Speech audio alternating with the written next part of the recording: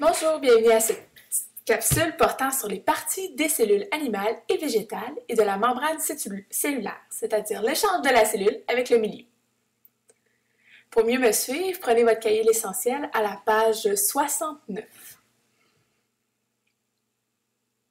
Commençons par parler de la cellule végétale, donc provenant des plantes. Voyons une cellule délodée vue au microscope, une cellule aquatique. Donc on a la première membrane, la paroi cellulosique, c'est celle plus à l'extérieur.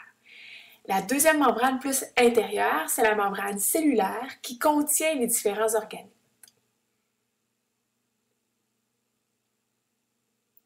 Les petits points verts sont en fait des chloroplastes. C'est là où se passe la photosynthèse. Ça produit la chlorophylle. On a l'intérieur de la cellule qui est le cytoplasme. Ça contient les différentes parties de la cellule, les différents organites. Prenons une cellule d'oignon, aussi végétale. On a le noyau qui contient l'information héréditaire. Ce qui entoure le noyau est ce qu'on appelle la membrane nucléaire. Ici, on ne le voit pas, mais il y a aussi des vacuoles qui est comme une grosse poche d'eau qu'on retrouve seulement dans les cellules végétales. Voyons maintenant la cellule animale. Vous voyez différents animaux autour de vous dans la diapositive.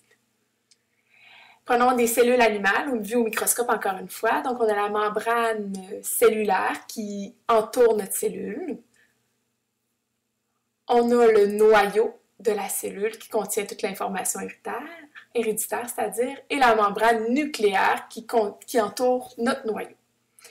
On a le cytoplasme qui contient les organites, c'est comme un liquide au milieu de la cellule.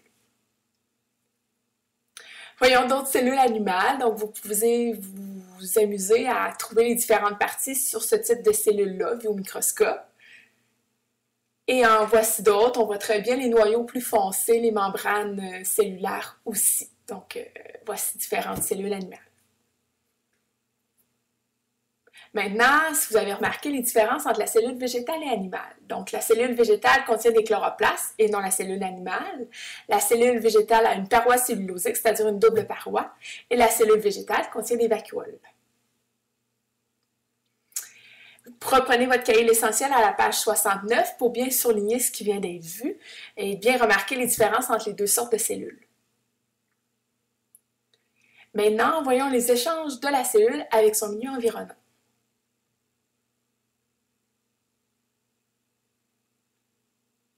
Pour mieux me suivre, encore une fois, prenez votre cahier L'Essentiel, mais cette fois-ci à la page 61.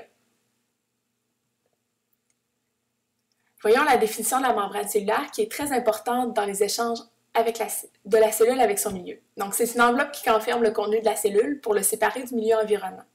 Elle contrôle les échanges entre le milieu extérieur et intérieur de la cellule. Voilà une cellule avec sa membrane. On voit autour une substance là, qui est représentée par l'hexagone blanc. Donc, c'est la membrane cellulaire qui décide si ces hexagones blancs peuvent entrer ou non à l'intérieur d'elle. Dans ce cas-ci, la membrane l'a permis, donc avec les minuscules trous, les hexagones ont pénétré. Par contre, des fois, la cellule décide de ne pas faire entrer certaines substances, comme par exemple, ici, nos triangles jaunes ne peuvent pas entrer à l'intérieur de la cellule. C'est ce qu'on appelle la perméabilité sélective. Il y a différentes perméabilités sélectives, c'est-à-dire que souvent, les plus petites molécules passent plus facilement que les grosses. Parfois, c'est la nature des molécules qui détermine si elle peut entrer ou pas dans la cellule, et quelquefois, c'est la membrane elle-même qui détermine si elle laisse passer ces éléments-là. La membrane fait tout ça dans un but d'obtenir un équilibre. On le voit dans un premier temps, on a les différentes substances qui veulent entrer, elle les laisse entrer tranquillement pour finalement, à la fin, avoir égalité de chaque part de la membrane. Il existe deux moyens pour cela, soit la diffusion et l'osmose, qu'on va voir dans les prochaines capsules. Reprenez votre cahier L'Essentiel à la page 61 pour souligner ce qu'on vient de voir qui était particulièrement important. Donc, vraiment la perméabilité sélective de la membrane. Maintenant, c'est le temps de prendre une feuille mobile que vous remettrez à votre enseignante au prochain cours. Notez les questions et les réponses. Donc, 1. Nomme une différence entre les cellules animales et végétales et nomme un rôle de la membrane cellulaire en 2. Bonne chance à tous. N'oubliez pas de remettre cette feuille-là à votre enseignante. Finalement, à la prochaine. J'espère que vous avez apprécié la capsule. Si vous avez des questions, n'hésitez pas à poser toutes les questions à votre enseignant.